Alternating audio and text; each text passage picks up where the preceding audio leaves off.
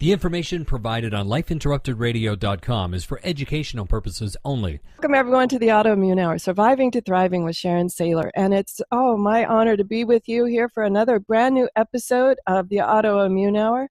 And I'm always so excited with the wonderful people I meet. And one thing, we're, maybe close to 190 episodes already, almost 4 years out in the show.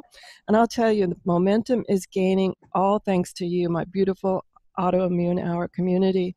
And I am meeting the most amazing people. And when I first started, I had to work really hard to find guests and all of that. But now it's so awesome. You guys keep suggesting the most fantastic people for me to meet. And that's exactly what happened with our guest tonight. You'll remember a couple of weeks ago, we had Adam Markle on, and he said, you've got to meet Elizabeth Yarnell. And he was so right. So that's what I love. And here's a little bit about Elizabeth. She's on a mission to improve lives simply by changing the way we think about food. And as you guys have been listening for a while, you know that food was one of the reasons I say that I am a thriver now, is understanding the quality of food we put in our mouth and how it affects how we feel and our health. And in 1999, she was diagnosed with multiple sclerosis. And that forced her to rethink everything she thought she knew about her health and inspired the now patented invention for a quick and easy method of cooking whole foods that she introduced in her 2009 best-selling cookbook, Glorious One-Pot Meals, a revolutionary new quick and healthy approach to Dutch oven cooking. And she has this unique approach to cooking that allows you to cook quickly and easily. And what busy family doesn't love that, right? So can you believe in 2019 will be the 10th anniversary? So that's just right around the corner, Elizabeth. Thanks for being on the show. Oh, I'm so excited to be here today. Thanks for bringing me on, Sharon. Oh, absolutely. And anybody that knows the story of my recovery from dermatomyositis knows that I say understanding food, diet, and how it affects my body is critically important. And one of the things I wanted to talk to you about was this idea of sometimes people will come up with just generic things like you shouldn't eat this or you shouldn't eat that. But I have found it's really more about your body and how your body reacts. Can you talk a little bit about sort of these global food things, and maybe that's not always the best for your individual body? I'm so glad you brought that up, because really everything I do is very individualized. And I wish I could write a book that said everybody with MS or everybody with an autoimmune disease should follow this diet. But what I find in my practice is that it is as unique as a fingerprint for each person. In fact, I've even tested twins, and they came out complete polar opposites in what foods cause inflammation for each of them. So what I do in my practice as a naturopath, I run a nationwide food sensitivities clinic, and we use a food sensitivities test, which is really the gold standard of food sensitivity testing, called the mediated release test. And that test looks at 170 foods and chemicals and other additives that are in our food supply, and gives us really a very clear indication of which ones are inflammation causing and which ones are not inflammation causing for that person. So it can be incredibly random. For myself, for example, one of my most inflammatory foods is lettuce. Lettuce. Who would think lettuce could be inflammatory? But I can eat lettuce and I can trigger an MS exacerbation in myself simply by eating lettuce. How would I have ever figured that out without this test? There's no way possible.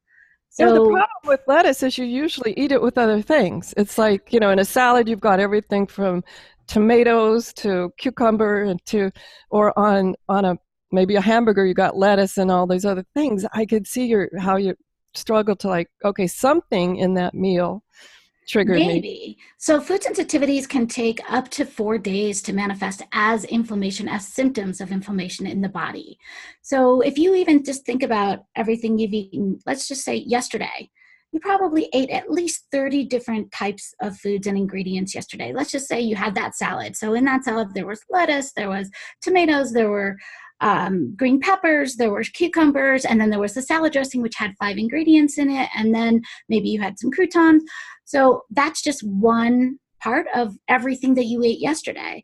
But now today you're having trouble with your balance, or you are having other symptoms. Like for me, I tend to sometimes get hives, or I have problems with my vision. For me to pinpoint the one ingredient of all those things I ate in the last 4 days, absolutely impossible. But that's where this food sensitivity testing and the dietary therapy that I take my patients through afterwards with the results, using those results of that food sensitivity testing, that's where it makes such a huge difference, because it really enables us to identify exactly what the culprits are that are causing that inflammation. And as I know that you know, Sharon, because I've listened to your past episodes, all symptoms are inflammation based. A symptom is just the manifestation of inflammation. And what I believe is that really where that inflammation manifests is less important than the fact that there is inflammation in the body. So in my practice, my goal is to remove the inflammation from that person's body by designing a customized anti-inflammatory diet, and also looking at everything else in their world that might contain ingredients that are inflammatory for them. I, for instance, worked with one patient. She had multiple sclerosis, and one of her big symptoms was she had shoulder pain, often. So her doctor prescribed her this pain relieving cream, and she would rub this cream on 6-7 times a day because she was just in agony from this pain. And when we did her food sensitivity testing, we found out that one of her most inflammatory ingredients was blue food dye. Turned out the cream was blue. Oh my gosh. That's the problem with hidden things. I have garbanzo beans that affect me. Now, in a hummus, you're going, okay, that's obvious. But that garbanzo bean protein is hidden, just like blue food dye. Well, I guess blue food dye is not hidden. It's rather obvious that it's blue. But it's everywhere, right? Yeah. Right. So the proteins in beans and legumes are called lectins. And some people are very lectin intolerant. But it might be that you're sensitive to garbanzo beans, but you can handle kidney beans. So it's hard to I can handle all beans but garbanzo beans. Exactly. That's what's so frustrating with these global problems, when you get these global diets like no dairy, no beans, no lectins, no nightshade, whatever. So many people are like taking entire food groups out of their possibilities, and then pretty soon you're left with a handful of maybe 5 items that you can eat. It's and true. I'm always worried that can't be healthy. I completely agree with you. We need, first of all, I hate breaking foods down into large categories like proteins and carbs and sugars, because a whole food contains a lot of different things. And I really, at the foundation, I think whole foods are better than processed foods. And anytime you pull out a piece of a food, then you're looking at a processing application. And so I like to look at whole foods rather than those individual parts. But you're absolutely right. I think that if you remove entire food groups from your body, you are not helping your body achieve health in any way, shape, or form. Yeah, so I just always felt like if you're wholesale saying no, something like this, like we'll say no nightshades, you're eliminating a lot of vegetables, and that's always seems to me not to be very rational. Let's talk some things about, okay, we can do the food sensitivity test. Is that a blood test? What does the test entail? It is a blood test. It's called the MRT, the mediator release test. And it is really the gold standard in food sensitivity testing. So most food sensitivity tests or food allergy tests look for antibody creation, but that can be unreliable. Sometimes you create the antibodies and then you don't have symptoms, which is what they're supposed to do. Sometimes you create the antibodies, but then you do have symptoms. And sometimes you don't have any antibodies, but you still have symptoms. And so it can really be, I think, a waste of time very much to do that kind of antibody testing, looking for food sensitivities and dietary changes. The mediator release test looks for type 4 hypersensitivity reactions. So these don't create antibodies, but they do cause the white blood cells to start the inflammatory process in the body. They cause inflammation wherever the bloodstream goes. So that inflammation, as I said before, where it manifests is less important than the fact that there's inflammation. Now, before I move on, I want to say that anytime there's inflammation in the body, there's inflammation in the digestive tract. So if you have inflammation, let's say you have migraines, you probably have leaky gut too. So all of that goes together.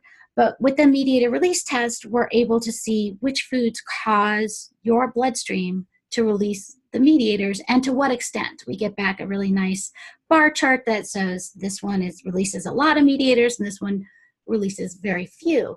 And that way we can design your customized anti-inflammatory diet, focusing on the ones that don't cause your bloodstream to release the mediators. So they're anti-inflammatory for you. They don't cause the inflammation to happen.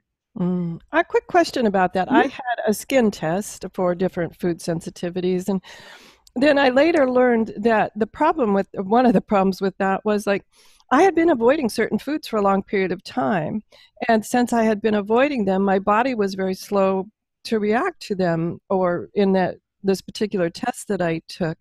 And does this other test that you're talking about take that into account, that sometimes when we've been told to avoid certain whole food groups, we've been doing it for quite a while and the body may not react as fast to it as perhaps it used to? So again, antibodies need to have that familiarity so you had to have ingested them fairly recently, within probably either months or years. But mediators do not. For instance, when I tested my son and he was 6 years old, he came up very, very red reactive to coffee, but he had never had coffee before. So, and I have a lot of patients, we test them, maybe they come up high to venison. Maybe they've never had venison before. It doesn't matter if you've had any exposure to it at all. So we don't ask you to re-expose yourself before testing. Oh, that's great to know, because oftentimes, like I said, now generically we're told to avoid groups, and we can be doing that. I've been avoiding dairy for years. And that's just a wholesale thing, although I did find that I don't react to sheep dairy. So I've been enjoying some sheep kefir and cheese, which is nice to add it back into the diet. It doesn't seem to react at all. And so that's why I got into this idea of this wholesale dismissing of very important food groups or very important opportunities to have a wider variety of food in our diet. I agree. I have a lot of patients who come to me and somebody has recommended to them, maybe another nutritionist, that they do go paleo or an Atkins or some other kind of fad, what I consider a fad dietary practice. And when I test them, for instance, I had a 15-year-old who had MS, and she was going downhill so far that she had dropped out of high school, and she was really suffering, and her doctor had suggested a paleo diet. And when we tested her, we found that was actually the exact opposite of what she should have done. And we basically put her almost on a meat-free diet. There was only one meat, I think it was turkey, that she could tolerate without inflammation. And we introduced a bunch of grains. It was amazing. Within 2 months, she was back in high school. She graduated valedictorian.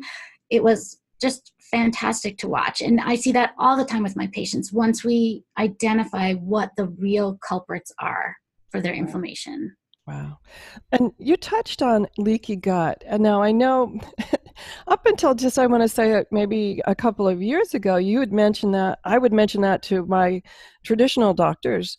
And one of my gastroenterologists just rolled his eyes, like, stop that was a fad to them. Now, maybe the terminology was a fad, but I've since learned that, that term leaky gut is sort of a newer name for it. But let's talk a little bit about leaky gut and ways that we can actually harm our gut that might have gotten us here.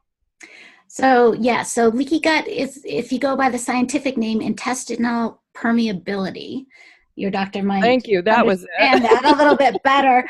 But you're right, because in medical schools, they weren't teaching anything about intestinal permeability. And in fact, they weren't really studying, even the GI docs weren't really studying the ways that food was causing inflammation in the GI tract and the rest of the body. In fact, Dr. Alessio Fasano, I don't know if you've heard of him, but he's basically the father of celiac disease. And when he and his team, I think they were at that point out of the University of Maryland, just discovered that celiac disease was being caused by wheat, they were basically laughed off the stage at the medical conferences when they presented, because medical doctors in our Western world had never considered that maybe food had any impact on health. And in fact, even today, they very rarely have any nutritional classes or coursework in their medical studies. So a medical doctor isn't really the best person to talk to about leaky gut. But leaky gut really happens when there's chronic inflammation in the body. And as I said, that inflammation is sparked off by the white blood cells, and they release a whole bunch of other cells that causes inflammation. And it goes everywhere the bloodstream goes, and especially the digestive tract, but not only there, but everywhere the bloodstream goes. So you might feel that if you have inflammation in your body, you might feel a little foggy-headed, like a hangover, or you might feel that your fingers might be swollen, or your rings are having a hard time coming off. Or maybe you're having swelling in your feet. It doesn't matter where it's manifesting, because anytime you have inflammation in your body, it is also in the digestive tract. Just a side note on that was to be aware that it isn't always throughout your whole body. When I get exposed to a certain food product, I notice it in my hips, and that's it. And I'm at first, when it started happening, it's like, what did I do yesterday? You know, did I work? What did I do too hard to hurt my hips? But then, just by sheer chance, I realized what was causing the hip pain.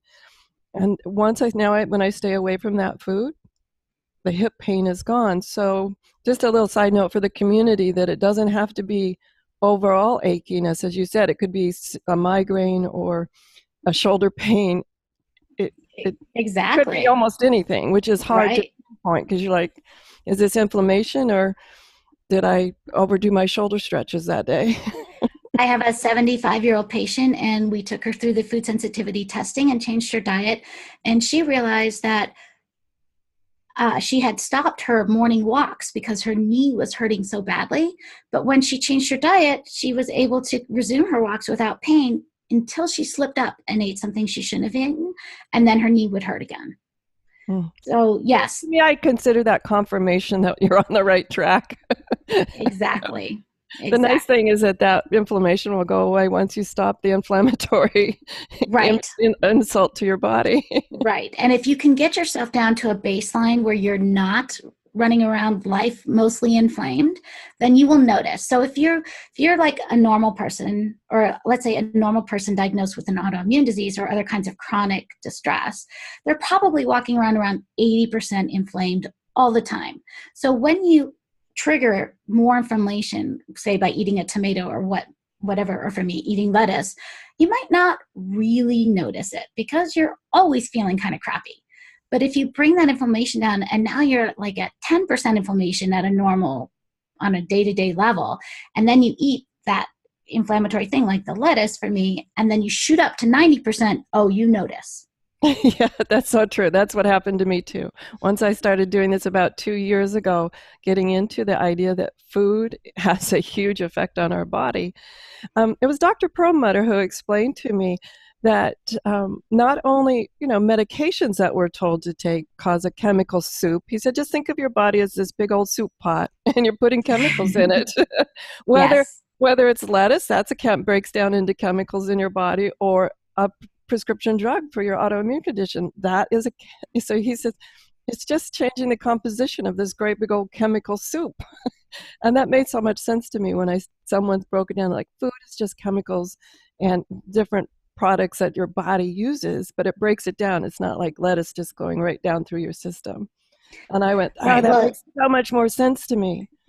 And as somebody like yourself who's been avoiding dairy for a long time, you may have noticed before, when you used to eat dairy, maybe you could handle maybe a piece of cheese, but if it was melted, which is a chemical reaction, it might have been worse. Wow, really? Expand on that. Okay. Right. So when I first discovered that I was lactose intolerant way back in college, I had been eating cheese and dairy products, and I hadn't really been thinking about it. But when I would have something like pizza with that melted cheese, all of a sudden, all hell would break loose, and it would be so much worse. Wow. Okay. Well, that makes sense too. I mean, I love this idea that we're just a chemical factory on, walking around. And depending on what we're putting into the factory is what we're getting out. And I I did. know a lot of people might not tolerate fresh tomatoes, but they can eat things like ketchup or tomato sauce that have been cooked. Now, that's true. I hadn't thought about that. Don't notice huge reactions, but I do tend to stay away from tomatoes. Do notice some inflammation. But the thing, you're right, I can eat marinara sauce without a problem. And the other thing I can eat, which is interesting, is sun-dried tomatoes. So this is making so much more sense to me now. It's a chemical reaction when you change the state. Hmm. But one thing that I've been thinking about a lot lately that just has me confused, and now I know sugar is not a good thing and that there's a lot of sugar in everything, but all of a sudden I've been reading, the past few months of news articles about fats are okay, fats are okay. And my whole growing up life, was like, stay away from fats. So what's it up with fats? So isn't that funny? I was a teenager in the 80s, and the last thing that we would do is fats. So we used to think, oh, the healthiest thing that we could have, or the best thing for keep our figure, would be to have a dry bagel with no butter, right? Or to eat margarine instead of butter. So what we have, Margarine was big. Yep, margarine was so big, and really all of that popular knowledge or prescriptions for health came out of this set of studies that were commissioned by the CDC that were published in around 79 or 80, maybe even 81. And they were looking to correlate heart disease with saturated fat. And what the studies announced back in 1980 was that they found a correlation between saturated fats and heart disease. Well, just a couple of years ago, the authors of that study came out and said that the study was flawed and that actually saturated fats don't cause heart disease.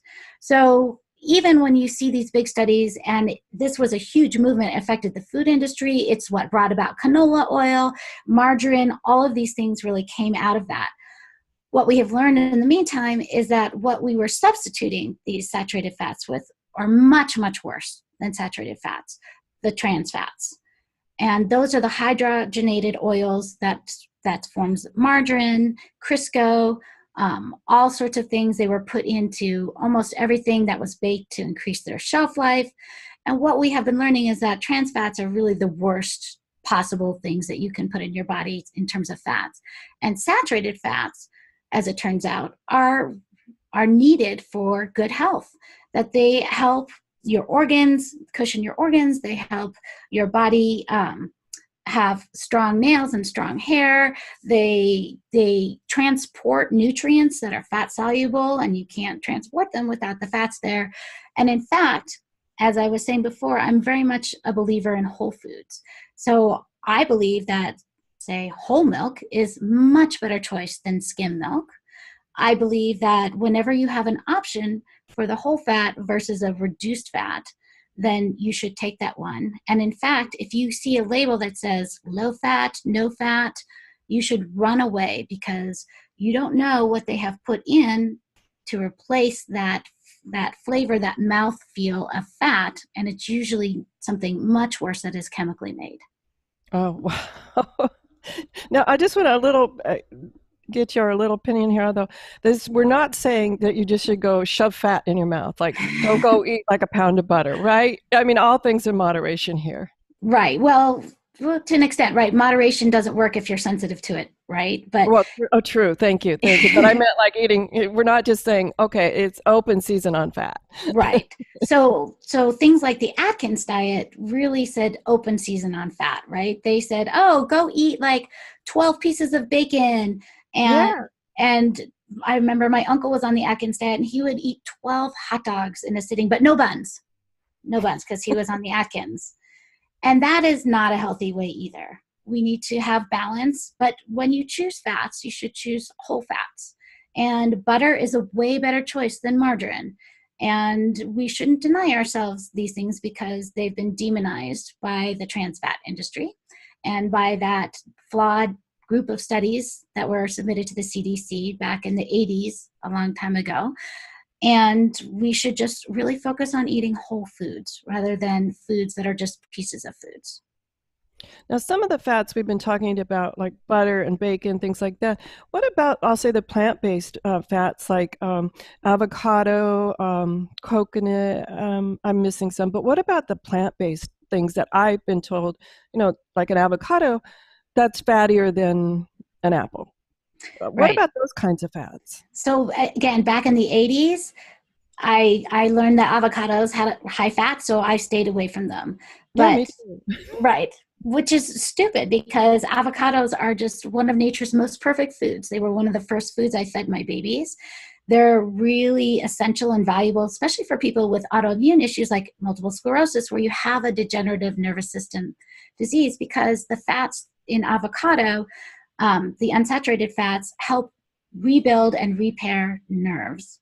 So you really need those kinds of fats. I think most MS patients, if I'm going to give a broad-based suggestion, should eat an avocado a day. Now, I can't eat avocados because when I tested my food sensitivity testing, avocados came up reactive for me, which makes me very, very sad. But most people, I think, benefit from eating really an avocado a day. Now, here again, I want to just with these. This is like a global thing. If you find that an avocado is giving, make all of a sudden you're starting to eat it, and your toe starts hurting, get tested. Or your balance starts going off, or you start having some tingling. But again, it's so hard to make those correlations without some guidance because of the amount of foods that you're eating all the time. Oh, yeah. But another problem comes up for me, though, with a family, and here you are cooking for yourself one particular way. I don't know about other families, but with the kids, and I end up cooking 3 or 4 meals for one meal. And Oh, I'm so sorry to hear that. let's talk about ways that we can. Let's talk about this, because this is something with my patients in my food sensitivity clinic. I work with them pretty intensively for 4 to 6 hours over a couple of months. And this is one of the issues that we talk about, because when you have someone in the family who has a restrictive diet and who really needs to follow it for their health, but they're watching other people in the family eat foods that they are not allowed to have, that I'll tell you, smelling toast, even when I am traveling and you're in a hotel and you smell toast, that does it for me. So I'm sorry about that. But. Oh, and I understand. The last time I had toast, I had that same feeling. I'm like, oh, I smell it. I was at a restaurant. I'm like, I'm going to have the toast. I'm going to have the toast. So I ate the toast and I thought, okay, well, I'm probably going to have some digestive upset, maybe some diarrhea later or something. But I didn't have any of that. Instead, I literally left the restaurant, went home, and got into bed for 6 hours. Wow. So that was how it affected me. And now I don't have so much desire for toast, but I also help people out with recipes that they can make for breads and muffins that they can toast that will be safe for them. Back to what you were saying about making numerous meals for your family. So when I talk to my patients, I tell them, I say, this is going to be a lot easier for you if you can get everyone in the family on board, at least for, say, 2 or 3 months, that they're going to agree to eat the same dinner that the person who needs the restrictive diet is eating. And it's not going to be something weird. It might be salmon and rice and broccoli. So it's not going to be weird food. It's just going to be more limited food. And then when they're out of the house, they can eat whatever they want, whatever they're used to eating. But in the house, they need to eat the same things. And then the other thing that makes it a lot easier is my cookbook. So my cookbook is designed, and this was before I even knew about food sensitivities, but it's designed so that every single item is substitutable. So when you look at a recipe, let's say it's a recipe for, let's say Fiesta steak. So if you didn't want to use steak, or if steak was inflammatory for you, you could make it Fiesta chicken, or you can make it Fiesta salmon. You can swap any protein for any protein. Now, in this recipe for Fiesta steak, there are several different colors of bell peppers. Now, let's say you're avoiding nightshades, or you can't eat bell peppers.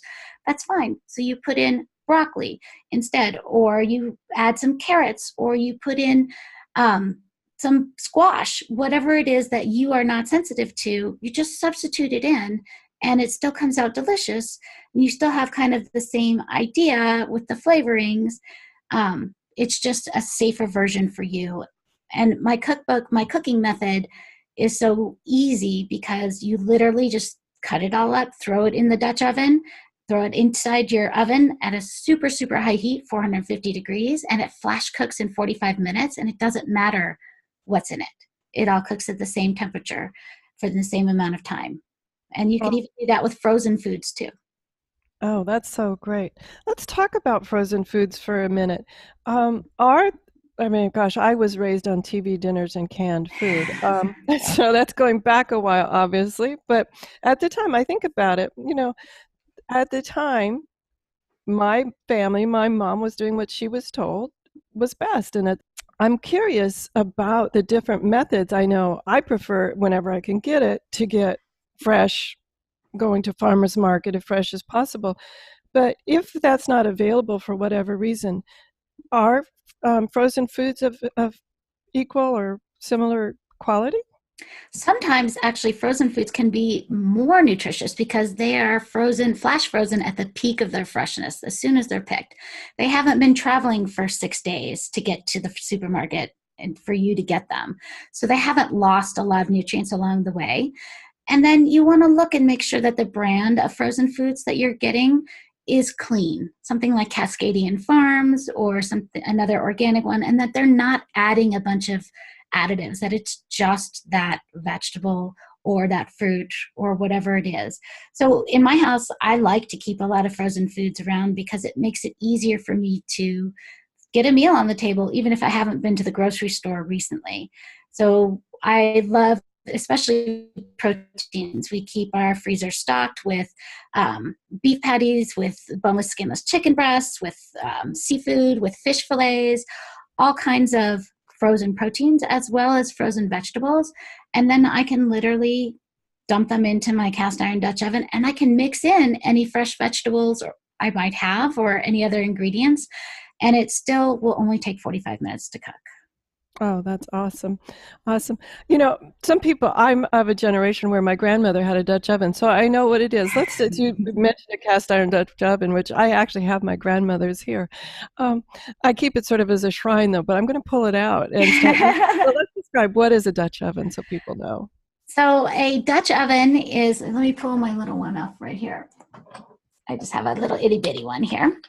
Can you see that? Yeah. So this one is porcelain, but it's a cast iron. It's a pot like this, and it has usually has handles, but this is cast iron, and it has a cast iron lid as well. So that allows you want the base to be flat, not concave or convex. And that allows the cast iron, which has unique heating properties as this type of metal, to really allow the heat to diffuse all throughout the food. And when you put it into the oven, it cooks from all sides in a very unique way. It doesn't work the same if you have a glass casserole dish or porcelain, anything like that. So you really want it to be cast iron. A cast iron Dutch oven has a little bit like that. Yeah. Now, and for those of you listening on audio, it's a deep pot with handles, probably several quarts, and it's got a nice solid cast iron lid as well. And they're still readily available. If you don't find it in the cooking, go to the camping section. That's where I usually find them. So if you don't find it in your department store's cooking section, go to the camping section. You might find it there. Yep. In fact, the camping ones are usually uncoated cast iron, so you then have to season them and treat them carefully. No soap, no scrubby brushes, things like that on uncoated or seasoned cast iron. But like Creuset, for example, and Lodge Cookware, there's a lot of companies that make enamel coated cast iron, which is much easier. It's dishwasher safe, so much easier to clean. It won't rust on you, and it's usually lighter weight. It allows the cast iron core to be not quite so heavy. And in fact, my cookbook, which is based on recipes for 2 people, uses a 2-quart cast iron Dutch oven, but can easily be increased for a larger group. And so most families will want, if you have a family of 4, you'd want like a 4.5 quart or a 5 quart cast iron Dutch oven. And those actually are pretty easy to find in places like Sur La Table, even Macy's, and those one-day Macy's sales. They have great sales on their 5 quart cast irons, and they have 3 quarts as well. Martha Stewart has a line, Rachel Ray has a line, Mario Batali has a line. So they're becoming more popular. I think they're the must-have essential piece of cookware for every kitchen. Awesome. I have like 12. They went out, they did go out of fashion for a while, because I'm thinking my grandmother had one all the time. My mother never used it. So, it did go out of fashion for a while. It's great to hear that they're enamel coated. I'll have to go check that out, because that was one reason mine is got this lovely little place where I remember the Dutch oven. But so heavy. It's so heavy, and it's a lot of upkeep. It's a lot of upkeep because it'll rust very easily. Yeah. Especially where you live. Oh my gosh. So that's great to know they're enamel coated, and those work equally as well. That's awesome. Yes. We need to take one quick commercial break. And when we come back, we're going to learn more about how to cook these quick and easy meals, as well as more about anti-inflammatory diets and how to get more information about Elizabeth's work and her book. We'll be right back. Welcome back, everyone, to the Autoimmune Hour, Surviving to Thriving. And we're here with Elizabeth Yarnell, and she has just been sharing amazing information with us about food and how food can help us heal, absolutely, as well as quick and easy ways to do food. Because as busy parents, I know a lot of times it's not that easy. We think of food and we're like, just one more chore. And she's been sharing her glorious one-pot meals with us. And we were talking right before the break about cast iron. And she shared with us some new types of cast iron, which is awesome. Sounds like a lot less work than what I remember cast iron as being. She also has a wonderful natural lifestyle blog called Effortless Eating for Healthier Bodies. So, and we'll get into it. We're just in the last 12 minutes, but we want to get into her TED Talk of what we are, what we eat, poisons in our everyday food. And I'm just like, oh my gosh. So I'll just let you run with any of that there, Elizabeth, because tell us about this. What we are, what we eat. I think we've been talking about that at great length, but effortless eating for healthier bodies too. Effortless. I like that word. Oh, thank you. I started my blog in 2008, and it's really a healthy eating and natural lifestyle blog. I talk about recipes, I talk about ingredients, I talk about different products that come out that are healthy, both for eating and for using, like skincare, things like that. And then I talk about a lot of different ways that you can avoid chemicals in your life, and basically all sorts of stuff for living a healthy lifestyle in a natural way. I'm all about no pharmaceuticals, no chemicals. Right. We had Sharon McGrill on, maybe 2 or 3 months ago now, talking about cleaning products. And I was so shocked at not just cleaning products around the home, but personal cleaning products, and started reading the backs of labels. And I have to tell you, I had no idea there were like just maybe a lotion or something. You read the back of the label, there's a good 20 products. It's not just lotion.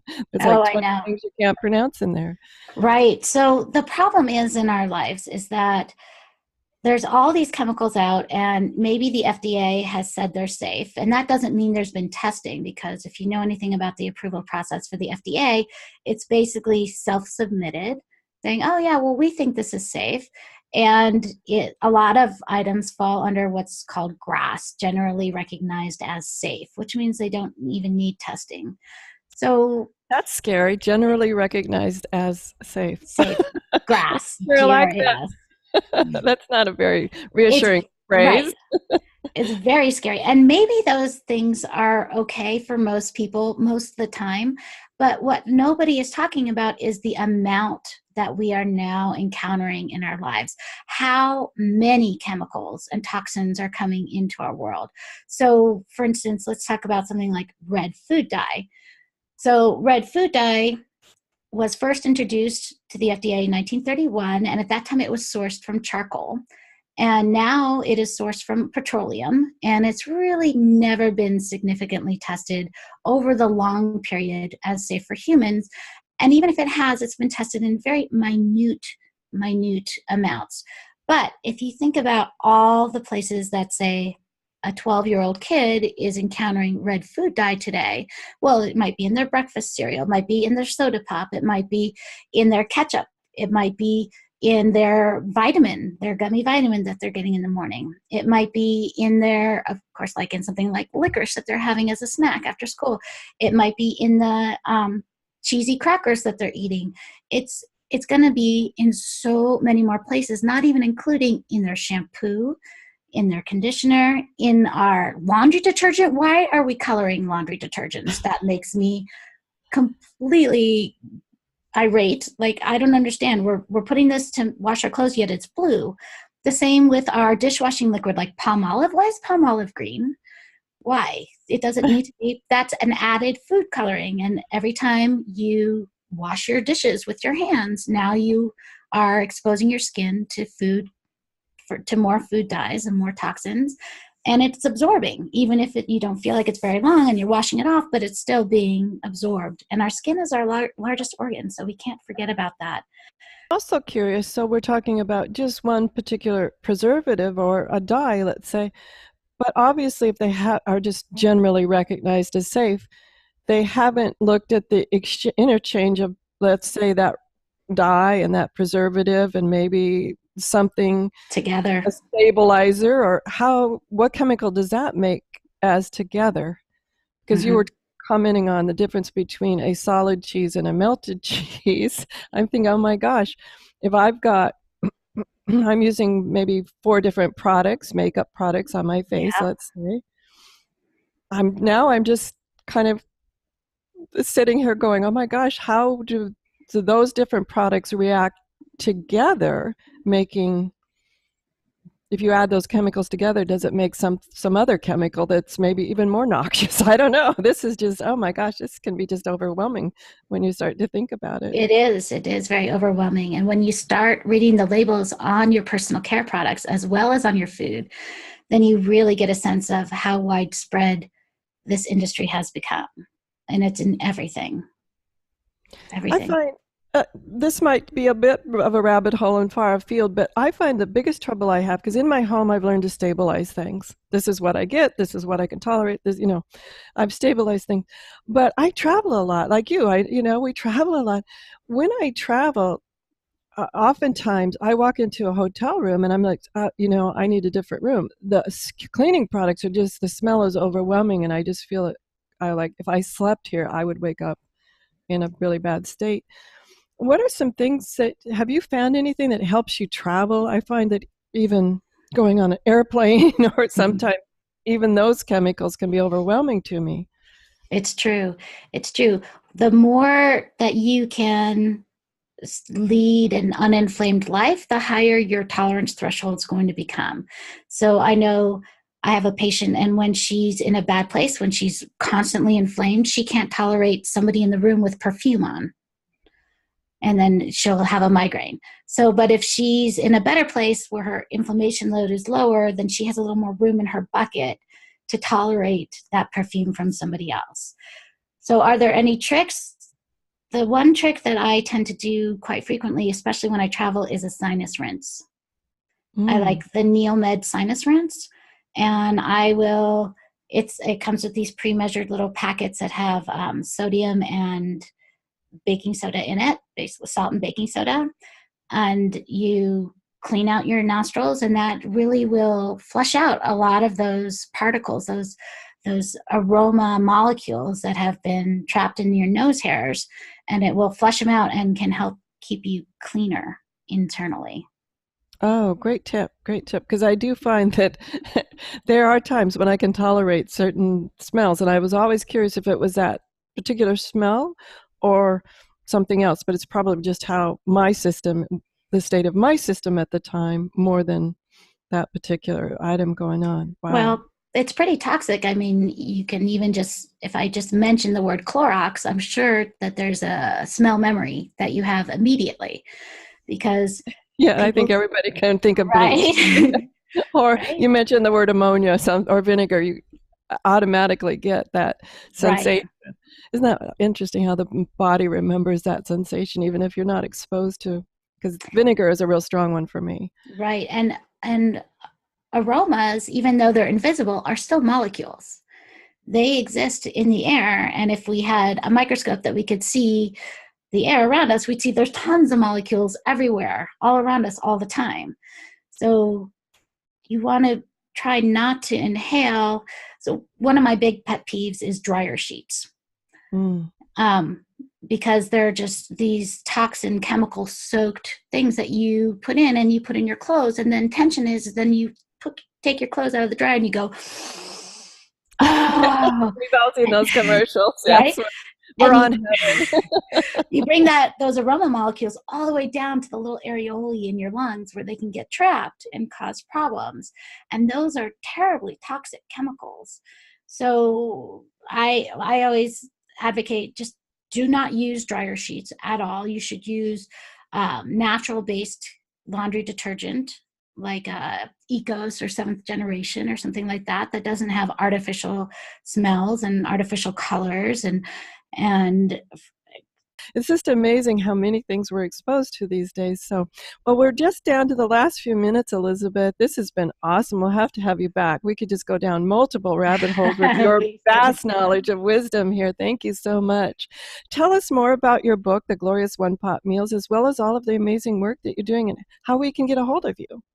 So Glorious One Pot Meals I first self-published it in 2005, and then I sold it to Random House, and they published it in 2009. So as we talked about a little bit at the beginning of the hour, we are coming up on our 10-year anniversary, which is Congratulations. So exciting. Thank you. So we've had over 60,000 home cooks learn how to cook this way so far, and it's very exciting to me to really help so many people eat healthier meals on a more regular basis in their lives. So I'm hoping to do a lot for that 10-year anniversary in 2019. Everything that I do is always on my website at ElizabethYarnell.com. That's YARNELL.com.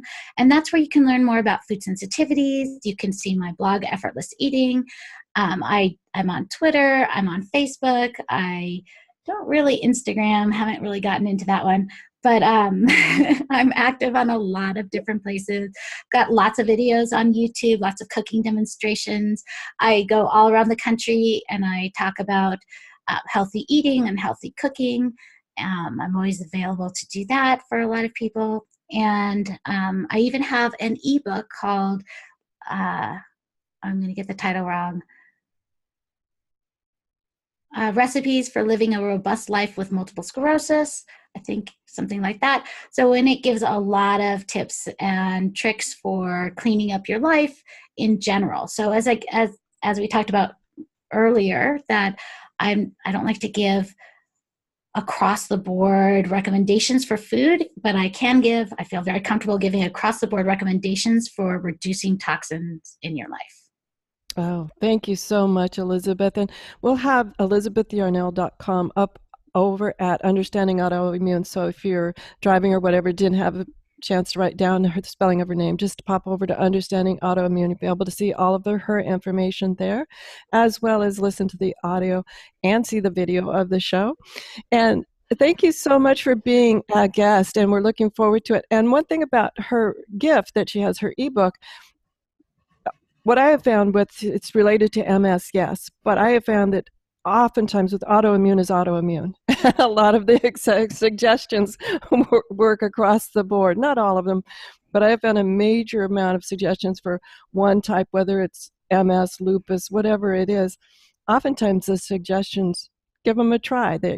Let's see if they work for your particular autoimmune, because even though you have a specific label, like my label's dermatomyositis, it's still autoimmune. And there's so many things that are a good recommendation for any kind of autoimmune. So thank you, Elizabeth, for being on the show. We'll have you back on that 10th anniversary to be sure and celebrate with you. And in the meantime, everyone, go get yourself Glorious One Pot Meals and go get yourself a Dutch oven and give it a try. Drop me some notes over at Facebook, Life Interrupted Radio, and let me know what you think. I'm going to be trying that myself. So anyway, stay tuned, everyone. Thank you, Elizabeth. Everyone, have a great weekend, whatever your adventures. Join me next week for another episode. Oh, and before I forget, pop over to understandingautoimmune.com and sign up for Transcribe Tribe. Be sure and go over there. Almost all the transcripts are up. Elizabeth's will be there as well. And that's always a fun way that if you don't have time to listen to the show again, but you said, what was it that Elizabeth said? You can just quickly scan the transcript and find it there as well. So be sure and go over to Understanding Autoimmune and sign up for that. As well as join us on Instagram, on Facebook, on Twitter. And I think that's it. Everyone, as I said, enjoy your adventures and join me next week. Enjoy.